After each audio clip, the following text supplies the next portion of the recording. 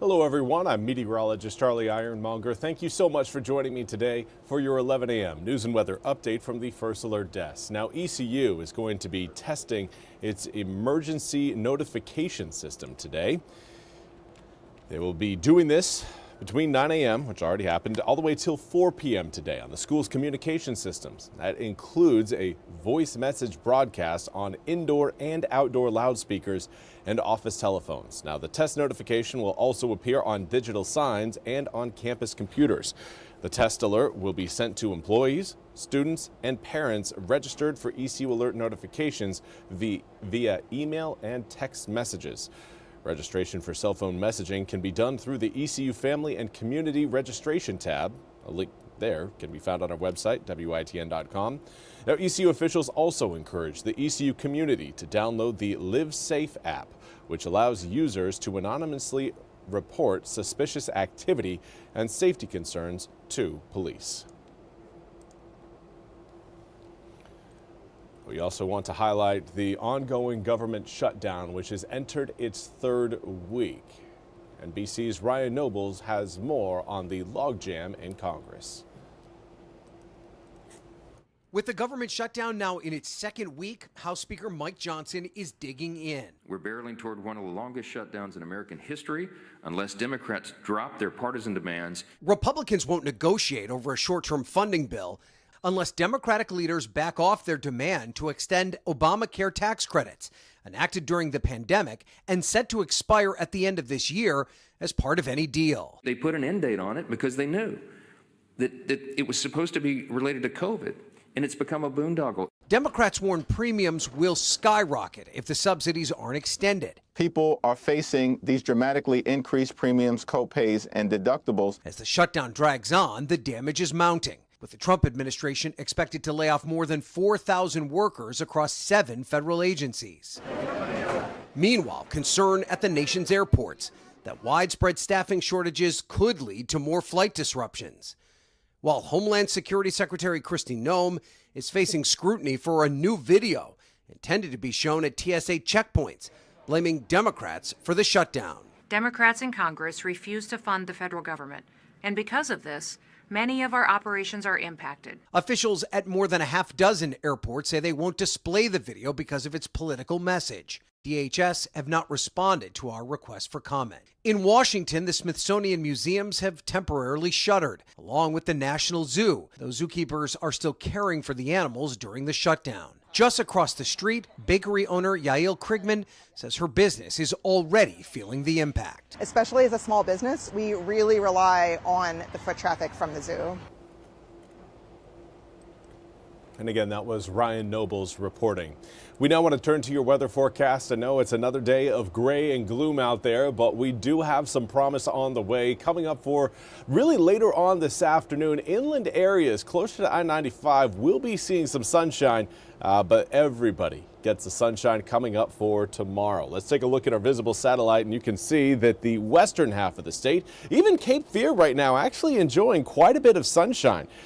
It's really just eastern North Carolina that's kind of trapped under these clouds. Now, when we take a look at what's causing the clouds, it's an area of low pressure that is continuing to swing that cloud cover further back inland towards, well, eastern North Carolina. But they don't extend that far to the west. That area of high pressure off to our west will slowly inch its way eastward, and while it does that, it's going to expand, getting bigger and bigger, and that will help push a lot of those clouds and the moisture that is actually coming with those clouds. We are tracking, again, a few light raindrops across eastern North Carolina right now. It'll help push all of that out into the Atlantic for the remainder of the week. Now, Wednesday, we will still feel a northerly breeze, but that northerly wind will become a little bit more impactful as that high finally makes its way over the mountains. Once that happens, we'll see again a cleaner path for a lot of that cooler and drier air to work its way into eastern North Carolina. And that is going to cool us down quite a bit. We're going to be looking at air temperatures dropping into the low 40s by the time we wake up Friday morning. Now, we again are getting closer and closer to the time period where we kind of anticipate some of those cooler air temperatures, getting closer to that first frost date. It's not happening this week, though. Rain showers right now working their way across parts of Craven County and New Bern, also rolling across Jones County as well. It's not a lot of rain, but it is certainly some, and we want you to be aware of it. Current air temperatures, most of us getting out of the 50s and into the low to mid 60s, but we do still have a few areas that are hanging on to the upper 50s. 59 degrees in Greenville and Roanoke Rapids, 58 in Ahoskie. It looks like the rest of our eastern North Carolina reporting stations are at 60 degrees or warmer. Now, a northwesterly wind currently blowing in at around, give it about 7 to 15 miles an hour, is a little bit higher in some areas, particularly those of you watching around the Albemarle Sound. 17-mile-an-hour sustained wind in Elizabeth City along with Manteo. Again, highlights the fact that our coast will be breezy throughout the day today, but even inland areas will be seeing double-digit wind speeds. Breezy out there, but it's bringing in that cooler air. Highs today likely getting into the mid to upper 60s, anywhere between around 65 to around 68 degrees for this afternoon.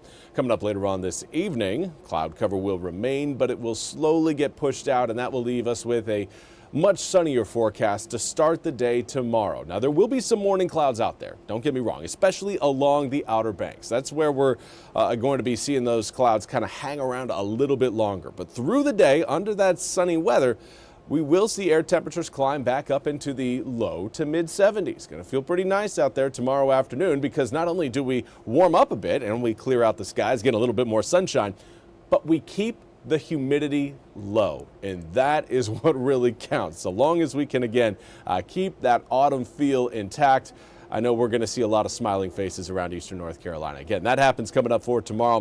What will not be happening for us is any sort of contact with Tropical Storm Lorenzo. This is a system that will remain in the deep Atlantic as it takes it's expected to take a turn off to the northeast later on today, and then beyond that, it will continue to potentially loop around, kind of swirling in that area on the eastern side of the Atlantic Basin. So good news for us there. As far as your full 8-day forecast, we've got, again, a slight chance of a few raindrops today, seeing those across parts of the east already. Similar story coming up for tomorrow. Any of those raindrops that we see on Wednesday that actually make it to the ground will likely be coming down on the eastern side of Highway 17. More coastal drops coming in for your Wednesday, as inland areas on the western side of 17 are going to be looking very sunny. Again, it's more the Outer Banks coming up for tomorrow that could be on the receiving end of maybe a few raindrops. But everyone turns dry Thursday and Friday, but overnight lows dropping down to around 42 degrees.